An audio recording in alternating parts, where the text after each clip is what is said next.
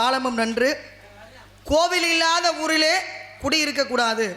கோபுர தரிசனம் கோடி புண்ணியம், பெரியவருடைய தரிசனம் பாவ விமோச்சனம் அப்படிலாம் சொல்லுவாங்க. ஏன்னா அதனால தான் ஆலயம் இல்லாத ஊருன்றது எதுவுமே கிடையாது. இந்த ஆலயங்கள் எல்லாம் கட்டுவாங்க அப்படின்னா யார் யாரை சொல்லுவோம்? நம்ம பெரிய பெரிய மன்னர்கள், ராஜராஜ சோழ மன்னர் கட்டினார், எத்தனையோ சோழ மன்னர்கள் எத்தனையோ ஆலயங்களை கட்டினாங்க. பாண்டிய மன்னர்கள் ஆலயம் கட்டியிருக்காங்க, சேர மன்னர்கள் ஆலயம் கட்டியிருக்காங்க, பெரிய பெரிய செல்வேந்திரர்கள் எல்லாம் ஆலயம் கட்டியிருக்காங்க, ஆலயத்திற்கு திருப்பணி செய்திருக்கிறாங்க. ஏன் நம்ம ஊரில் ஏனாதி செங்கோட்டையில் இருக்கக்கூடிய அங்காள பரமேஸ்வரியினுடைய ஆலயத்தை கூட நம்முடைய சேதுபதி மன்னர் தான் கட்டினார் அப்படின்னு வரலாறு உண்டு. ஏன் அப்படின்னா பல காலங்களுக்கு முன்னாடி, இன்றைக்கி தானே நம்ம ராமேஸ்வரம் வந்து ஒரு பார்த்திபனுரை எந்த ஊருக்கு போகணும்னாலும் வழி பாதை எல்லாமே உண்டு. அந்த காலத்தில் பூரா மக்கள் வர்றாங்க அப்படின்னா அந்த காடு வழியாக மரங்களை இதெல்லாம் தாண்டி தானே வரணும். அப்படி வரும்போது அந்த காலத்தில் ஒருத்தர் என்ன பண்ணாரோ, தன்னுடைய மகளை அழைத்து கொண்டு ராமேஸ்வரம் வந்தார். அப்படி ராமேஸ்வரம் போனவர் நம்ம ஐயன் கோயில் இருக்கு இல்லையா, இந்த ஐயன் கோயிலில் உட்காந்துருக்கார். என்ன அப்படின்னா அவர் மகளுக்கு வாய் பேச வராது. அப்படி வாய் பேச வராத மகளை அழைச்சிக்கிட்டு ராமேஸ்வரம் போகிறாரு. அங்கே போய் தீர்த்தம் ஆடணும் அப்படின்னா நாம் செய்த பாவமோ இல்லை முன்னாடி ஜென்மத்தில் பண்ண பாவமோ எதுவாக இருந்தாலும் போகுமோ, அதனால் நம்முடைய குழந்தைக்கு ஏதாவது ஒரு நல்ல விஷயம் நடக்குமே அப்படின்னு நினச்சி போனார். அப்படி போனவர் நம்ம ஊர் பக்கம் வந்து நம்ம ஐயன் கோயில் வாசலில் உட்கார்ந்துருக்கும் போது அவ்வளவு காலம் பேசாத ஒரு பெண்ணு நம்ம ஐயன் கோவில் வாசலில் தன்னுடைய மகளை அழைச்சி எந்திரிமா அப்படின்னு சொல்லும்போது அப்பா அப்படின்னு முதல்ல கூப்பிட்டது நம்ம ஐயன் கோவில் வாசலில். அப்படி அப்பான்னு ஒரு பெண்ணு, பேசாத பெண்ணு இப்படி கூப்பிடுதே அப்படின்னு அவங்க அப்பா சொல்லும்போது நம்ம ஊர் மக்கள்லாம் அந்த காலத்தில் பார்த்துருக்காங்க. சரி அப்படின்னா குறிப்பிட்டு அந்த இடத்துல வரும்போது என்ன ஆகுமா, பால் தட்டி தட்டி விட்டு கொட்டிக்கிட்டே இருந்துச்சு. ஏன் அப்படி கொட்டுது அப்படின்னா அந்த இடத்த தோண்டி பார்க்கும்போது எடுக்கப்பட்ட சிலை தான் இன்றைக்கு கேரளாவிலிருந்து வந்த நம்முடைய அங்காள பரமேஸ்வரியினுடைய சிலை. அந்த சிலையைத்தான் இன்றைக்கி நம்ம ஏனாதி செங்கோட்டையிலே ஆலயம் எழுப்பி நம்முடைய ஐயனுடைய அருளாலே நமக்கு கிடைச்ச அம்மா தான் நம்ம அங்காள பரமேஸ்வரி அம்மா. அப்படிப்பட்ட ஒரு தெய்வம் குடிகொண்ட இடத்துக்கு சேதுபதி மன்னர் என்ன பண்ணாரா, சிவகங்கைக்கு ஒரு விஷயமா வந்தார். வந்தவர் நம்ம பகுதியில் நம்ம ஊரில் தங்கக்கூடிய ஒரு சூழல். அப்போ குதிரையை கட்டி போட்டாங்க. கட்டி போட்டுட்டு அந்த குதிரையை கிளப்புனா குதிரை எந்திரிக்க மாட்டேன்னு. ஏன் அப்படின்னு காவலர்களை நம்ம ஊர் ஆளுகளை அழைச்சி சேதுபதி மன்னர் கேட்டார்.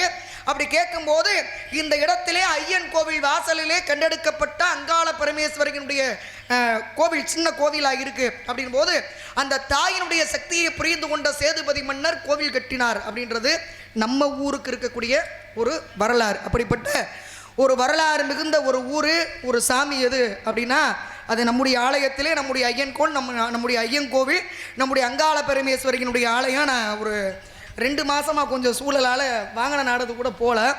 திடீர்னு நேற்று தான் ஊர்லேருந்து வந்தேன். வந்த உடனே இந்த நாடகத்துக்கு வருவேன் அப்படின்னு சொல்லி நானே உண்மையாக எதிர்பார்க்கல. மீண்டும் இந்த ஆலயத்தில் நம்ம ஊரில் வந்தது அப்படின்றது மிக ஒரு சந்தோஷமான ஒரு விஷயம். அழைத்து வந்த அனைத்து அன்பிற்குரிய உள்ளங்களுக்கும் பணிவான வணக்கம், நன்றி. அப்போ பொதுவாக ஆலயம் அப்படின்றது அப்படி தானே வரும். நான் சொல்ல வந்தது வேறு விஷயம், அதை சொன்னோன்னே நம்ம கோவில் ஞாபகம் வந்துருச்சு எனக்கு.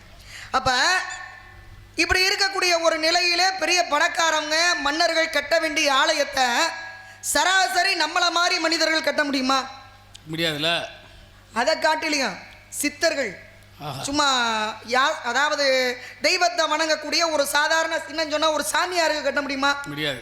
ஆனால் கட்டினாங்க. எந்த ஆலயம் தெரியுமா? நம்ம திருச்செந்தூர் கோவில் இருக்கு இல்லையா, இந்த திருச்செந்தூர் கோவிலை கட்டினவங்க பெரிய பெரிய மன்னர்களோ பணக்காரங்களோ கிடையாது. இன்றைக்கி பார்த்தீங்கன்னா திருச்செந்தூர் கோவிலுக்கு போய் அந்த நாளி கிணறுல குளிச்சுட்டு அந்த பின்புறம் பார்த்தீங்க அப்படின்னா மூவர் சமாதி அப்படின்னு சொல்லி ஒரு இடம் இருக்குது. அந்த மூவர் சமாதி யார் அப்படின்னு கேட்டிங்கன்னா மௌன சுவாமி, காசி சுவாமி, ஆறுமுகம் சுவாமி என்று சொல்லக்கூடிய அந்த 3 பேருடைய சமாதி இருக்கக்கூடிய இடத்தை தான் மூவர் சமாதி அப்படின்னு சொல்கிறாங்க. இந்த 3 பேர் போக வள்ளிநாயகம் சுவாமி, தேசிக மூர்த்தி சுவாமி மொத்தம் 5 பேரால் கட்டப்பட்ட ஆலயம்தான் நம்ம திருச்செந்தூர் கோவில். பெரிய பணக்காரங்களால் கட்டின கோவில் கிடையாது.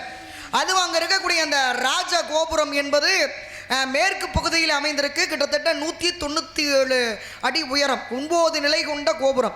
அந்த 9 நிலை கொண்ட கோபுரத்தை கட்டணும் அப்படின்னா பெரிய பணக்காரங்களால், நான் சொன்ன மாதிரி பெரிய மன்னர்களால் தானே முடியும். ஆனால் கட்டினவர் யார் அப்படின்னு கேட்டிங்கன்னா தேசிக மூர்த்தி சுவாமிகள் என்று சொல்லக்கூடிய முருகனுடைய அடிமை, ஒரு சாதாரண சாமியார். நம்மளை மாதிரி சின்ன சின்ன பக்தர்கள்ட்ட கொடுக்கக்கூடிய பணத்தை வச்சு அந்த கோபுரத்தை எழுப்பினார். எல்லா ஆலயம் இருக்குது, எல்லா ஆலயத்துலேயும் கோபுரம் இருக்குது.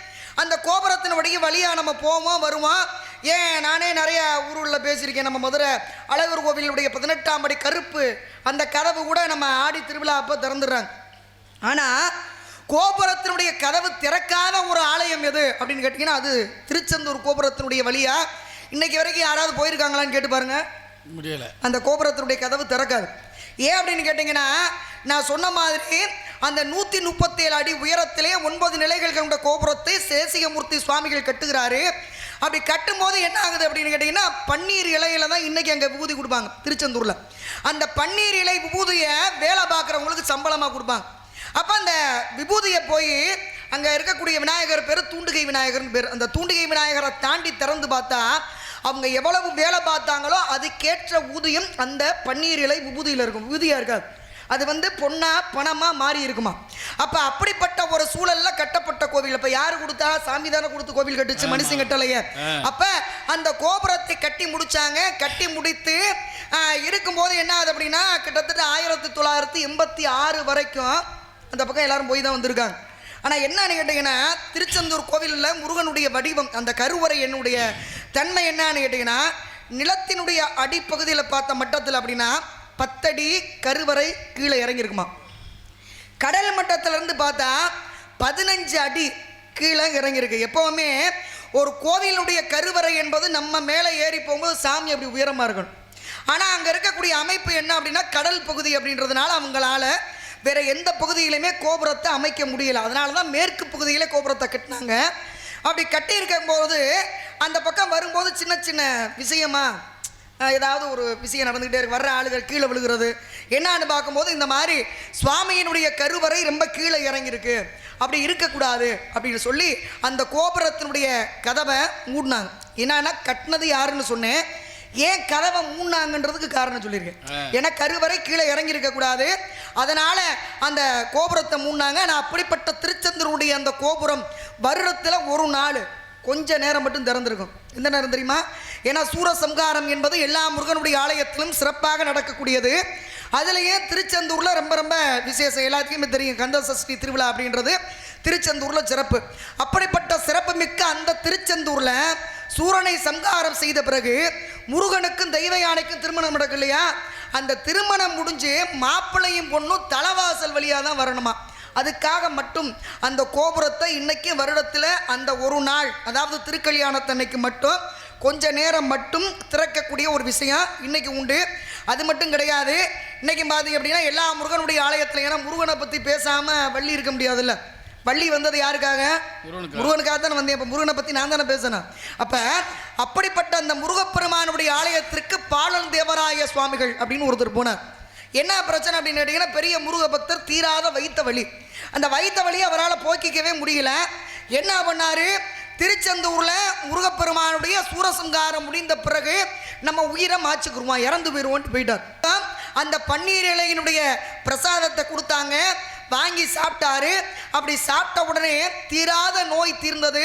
அதனால் அவரால் பாடப்பட்டது தான் இன்றைக்கு நம்ம கேட்கக்கூடிய கந்த சஷ்டி கவசம் அப்படின்றது. அதனால திருச்செந்தூர் அப்படின்னு எடுத்துக்கிட்டோம்னா அந்த திருச்செந்தூருக்கும் அந்த திருச்செந்தூர் முருகனுக்கும் மிக பெருமை உண்டு. அப்படிப்பட்ட முருகனை பற்றி